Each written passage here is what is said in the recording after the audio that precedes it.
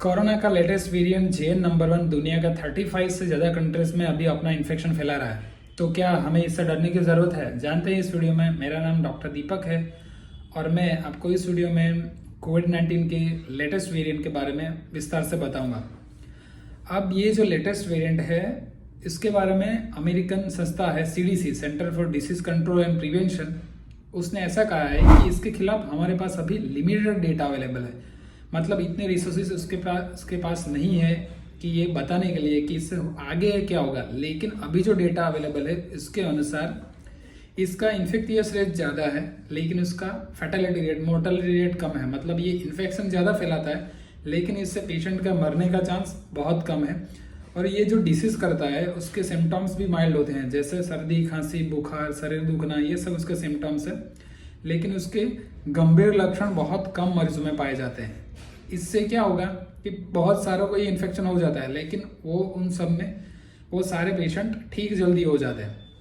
अब दुनिया के कई देशों में 35 से ज़्यादा कंट्रीज में इसका इन्फेक्शन है। इसमें सबसे ज़्यादा प्रभावित है सिंगापुर। वहाँ पे 50,000 से ज़्यादा केसेस हो चुके हैं, लेकिन उनमें मॉर्टालिटी रेट कम है। इसलिए हमें डरने की इतनी ज़रूरत नहीं है, पैनिक होने की भी कोई ज़रूरत नहीं है। अभी सीडीसी के अनुसार जो वैक्सीन और ट्रीटमेंट कोविड के खिलाफ अवेलेबल है पूरी दुनिया में, वो इस वेरिएंट के खिलाफ भी उतना ही इफेक्टिव है। इसलिए अगर किसी को इन्फेक्शन होता भी है तो ये ट्रीटमेंट उसके खिलाफ कारगर होगी। अब हमारे यहाँ पहला केस केरला में नोटिफाई किया गया है। वहाँ पे एक बुजुर्ग महिला में ये पाया गया था और उसके बाद केरला में अब तक 100 से ज़्यादा केसेस हो चुके हैं। सबसे ज़्यादा केरला ही प्रभावित है। इसके बाद सेंटर ने अपनी एडवाइजरी सारे स्टेट्स को जारी की है। इसमें ये बोला गया है कि जैसे हम पहले कोविड को मॉनिटरिंग कर रहे थे, वैसे ही हम अब सारे स्टेट को मॉनिटरिंग करना पड़ेगा। और जो सर्दी, खांसी, बुखार के मरीज हुए उनका डेटा रखना पड़ेगा, उनमें कोरोना का टेस्ट करना पड़ेगा।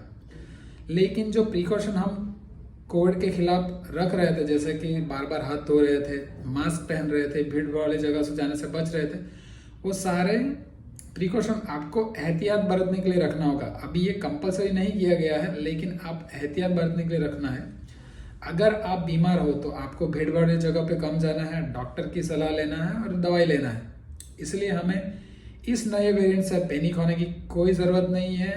बहुत सारे कोविड के वेरिएंट आए और चले गए। सबसे ज़्यादा जो डेल्टा वेरिएंट था उसने तबाही मचाई थी, लेकिन उसके बाद जो वेरिएंट आए उससे हमको इतना कुछ ज़्यादा नुकसान नहीं हुआ। लेकिन हम सबको तब भी एहतियात बरतना है। Thank you.